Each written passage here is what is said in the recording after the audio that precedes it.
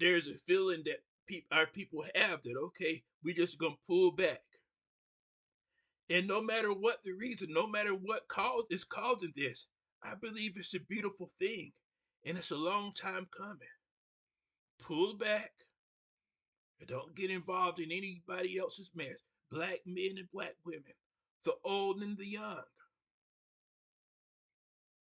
Don't get caught up in the things for people who the majority of them really don't care about you anyway. Don't get caught up in the empty promises of people promising you this and that, trying to lure you back in when they see that they messed up by the way they treated you. And still, you know, not it's just so many things going on. And I pray for our people, and I feel for everybody who's going through all these things, you know, and there's people losing their jobs, um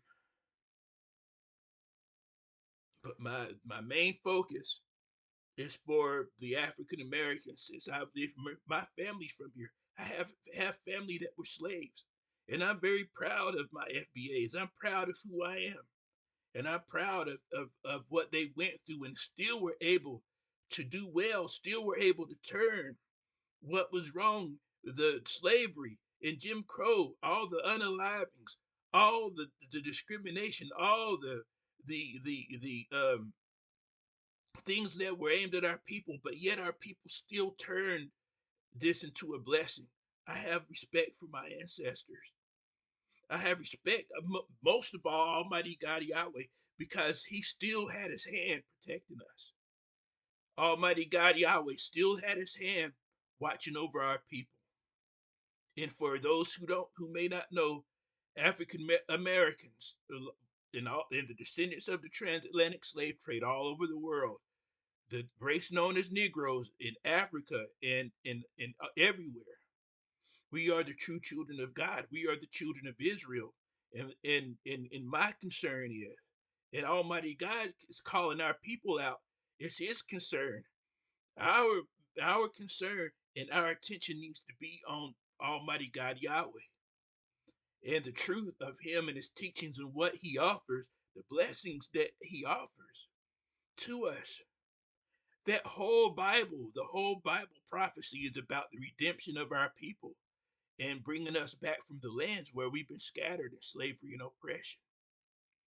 Almighty God wants us to see that all the way how it seems like all these people turn on us, the people just, the things where it just never ends. We have blessings, and it seems like even things that are not benefiting us or things that other people benefit from more, it seems like people still point a finger and say it's us when it's not so.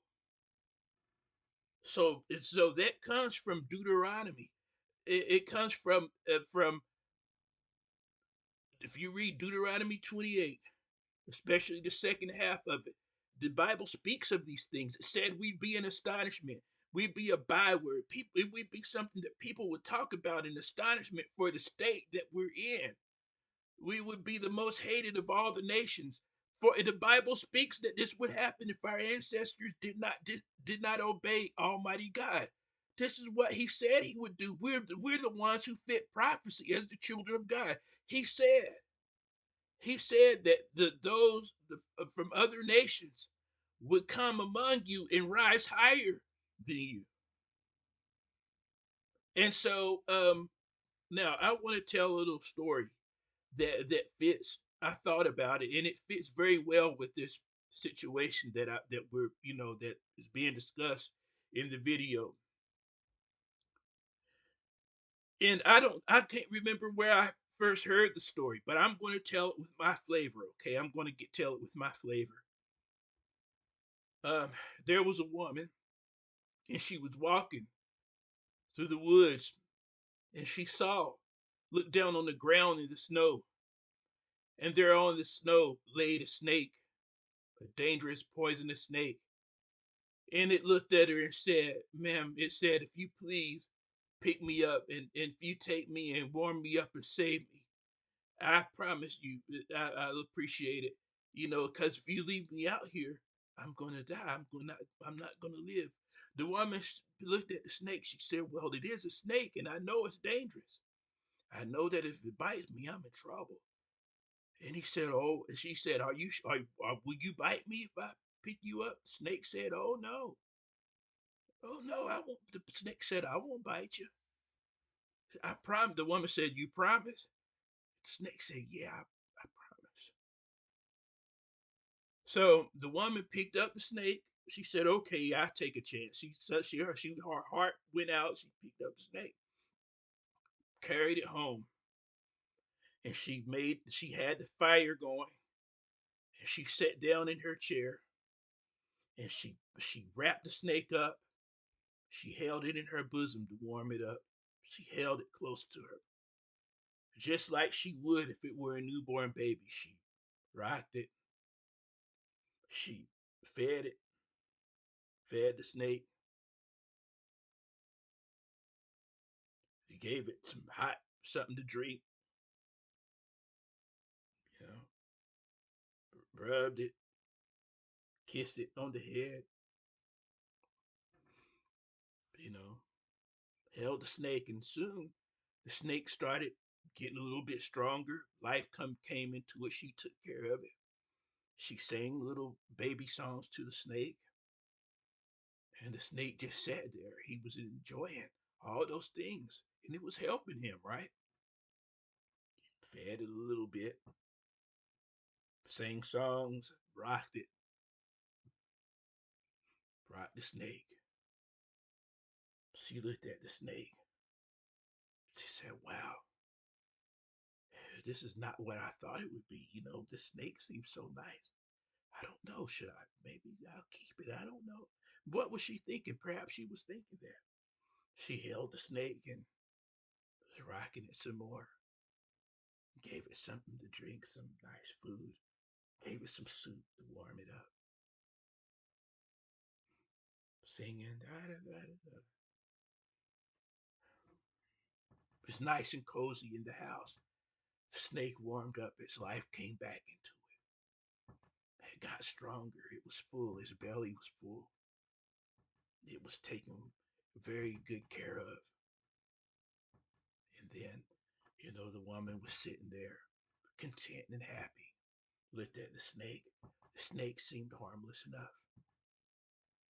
Then, all of a sudden, without warning, the snake jumped out and bit her. She dropped the snake. She said, "You bit me." She looked at the snake and said, "I can't believe you bit me." She said, I took you out the snow. I brought you in my house. I sat with you and I held you in my bosom like a newborn baby. I fed you. I caressed you. I rubbed you, made you warm, gave life back to you. I got you strong and healthy again. How can you do this to me? How can you bite me? How can you bite me without warning when I was so good to you? I accepted you. I was even thinking about keeping you and taking care of you. The snake looked up at the woman.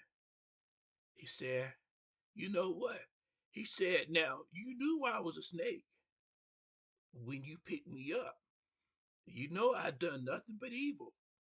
You know that that people that my people, my kind have bitten, have been unalived. And you knew what I was. I don't feel sorry for you because when you picked me up, you knew that I was a snake." And the woman sat there with shock in her face. She couldn't believe that the snake had said that. And then after he said that, he started crawling, and he left the house. He went on to find another person that he could trick, another person that he could lure in to attack. And so the moral of the story is, when you know the deal, and people have shown you how you feel, as they have done for our people over and over again,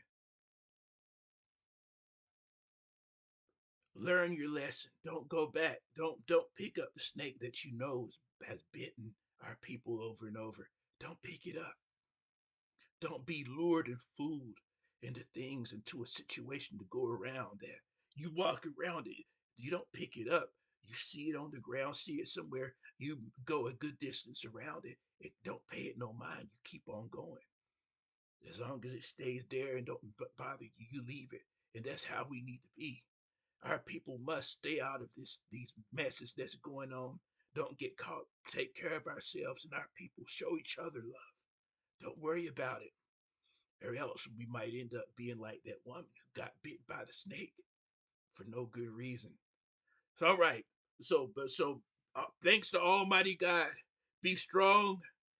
Take care of yourself. Peace and blessings to you.